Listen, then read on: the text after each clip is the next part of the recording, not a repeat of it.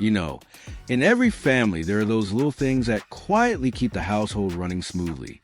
Sharpening a knife. It sounds simple, but it's one of those skills a man should have up his sleeve. A sharp knife doesn't just make cooking easier. It keeps dinner peaceful, keeps the wife from sighing too loudly, and saves us from that familiar look of really again. Trust me, a well-sharpened knife can rescue an evening more than we like to admit. But sometimes life throws us a curveball. You want to sharpen your knife, and suddenly no sharpening tool in sight. So what now? Don't worry. In this video, I'll take care of that for you. I'll show you how to make a proper knife sharpening tool right at home. No fancy machines needed. And if you're holding a dull knife that squashes tomatoes more than it slices them, relax. I've got just the idea for you. I've tested this more times than I can count. So you just follow along and you'll be fine. For the wooden base of the sharpening tool, I've already measured everything for you. Just prepare a similar piece of wood, set it on the table, and follow the steps. Next, I've got a construction turnbuckle. A bit heavy duty for kitchen work, I know. But creativity is part of the fun. I'm using it as the angle adjusting shaft for the sharpening tool. We'll keep the round center section to control the angle, and the hooked end, well, we'll retire that part. No need for it here. And right after that, we'll cut off a short section of the turnbuckle's body. That piece isn't needed, so don't hesitate to remove it. Once it's trimmed, the turnbuckle will have 2 legs left, making it much easier to mount securely onto the wooden base.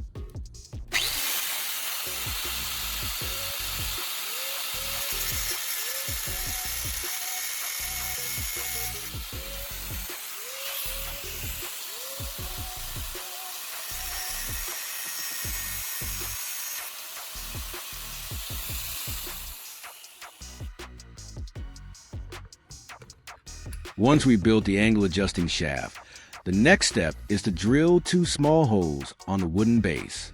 Place them in the right spots, and we can mount the shaft firmly. No wobbling, no shifting, just a solid knife sharpening setup you can rely on.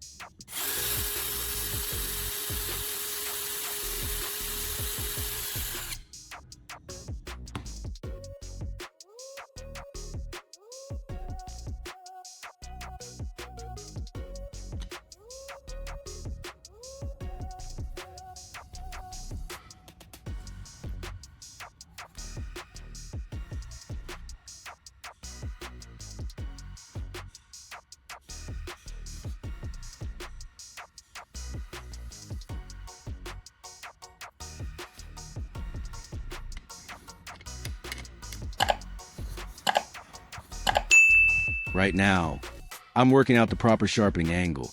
Just a tiny mistake here, and your knife will end up rubbing instead of cutting. Once I found the right angle, I marked 2 points along that line. These marks will be used to secure the spine of the knife, keeping it in the perfect position and angle so every stroke hits exactly where it should.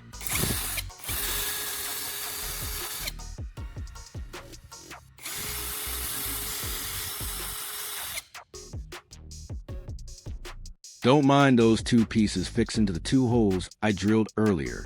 That was from a failed test run, so I'll remove them soon. What I'm working on now is drilling a small hole at the end of a long, rectangular wooden block. This hole will make it easier to attach a handle rod later on. I know it may sound a bit confusing at the moment, but give it a minute. It'll all make perfect sense.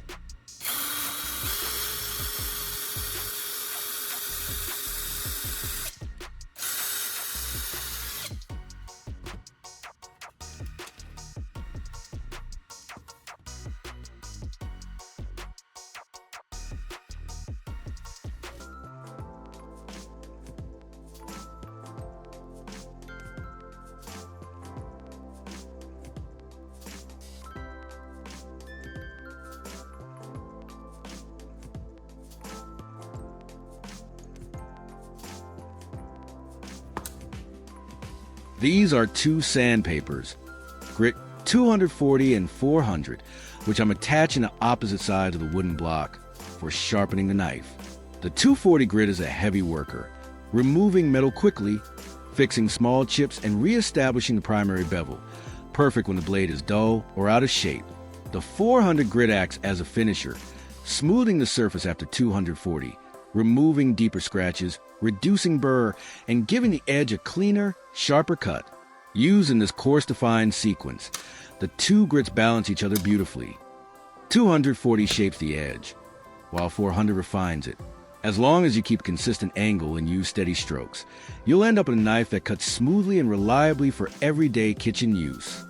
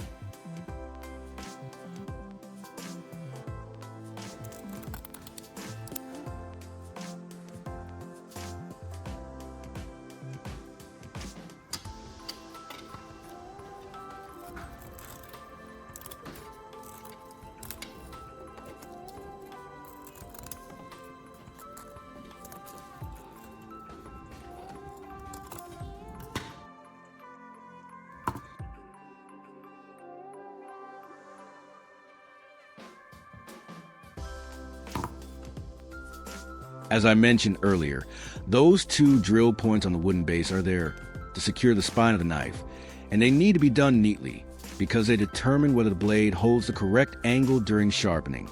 If you're following along, you might wonder, what small accessories is he using to secure the knife spine? Honestly, nothing fancy, just a few simple hardware pieces you can find at any tool or DIY shop. And really, knowing their exact names isn't the most important part. If you ever want to buy them but don't know how to describe them, just show this video to the shop owner. Trust me, one glance, and they'll know exactly what you're looking for.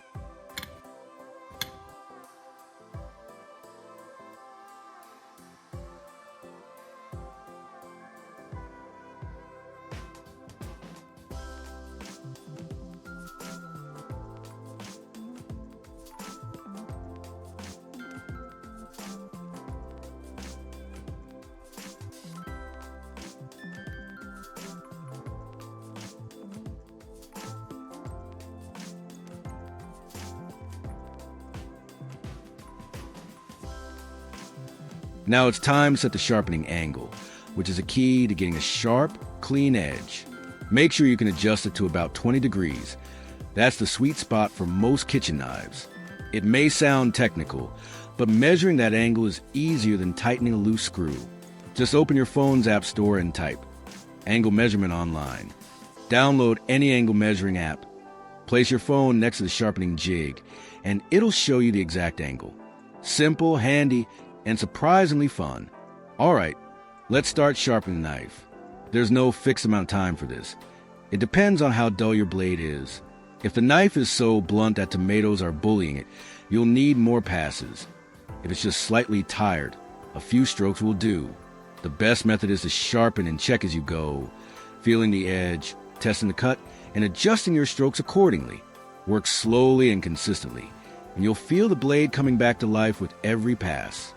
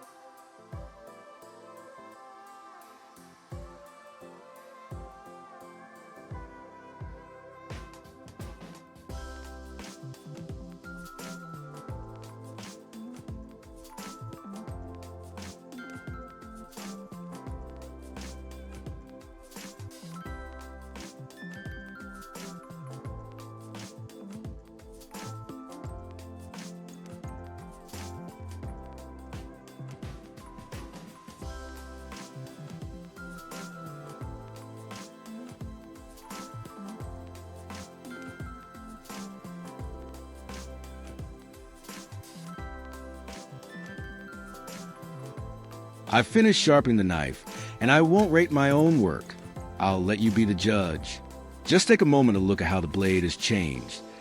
Brighter, cleaner, straighter, and noticeably sharper. Now, all that's left is to give it a quick clean.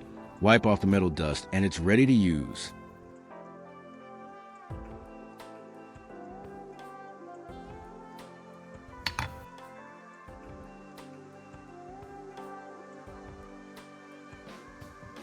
I may have skipped the final step, polishing the knife, and I apologize for that.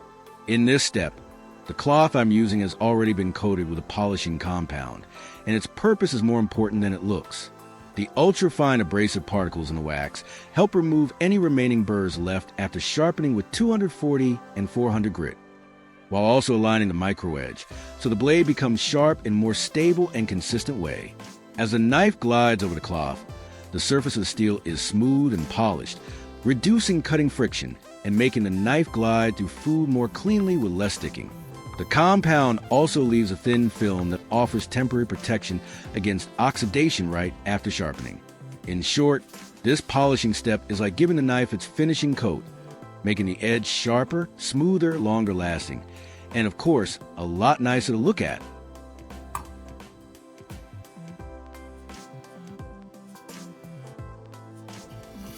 From a very first cut, I could feel it. No effort at all, yet everything moves smoothly, as if the knife had fully rediscovered its prime condition. That moment alone makes every bit of sharpening, measuring, adjusting the shaft, and every single preparatory step feel completely worth it. You know, sometimes in small tasks like sharpening a knife, we discover a sense of control, confidence, and a unique kind of joy. The feeling that just watching the blade shine, sharp and neat, is enough to satisfy you. If this video helped you, don't hesitate to try making your own sharpening tool at home. And if you ever get stuck at any step, just replay the video. I'll be right here, guiding you through every detail, wishing you cuts that glide effortlessly. And I'll see you again in the next DIY project, where we turn more ideas into reality together.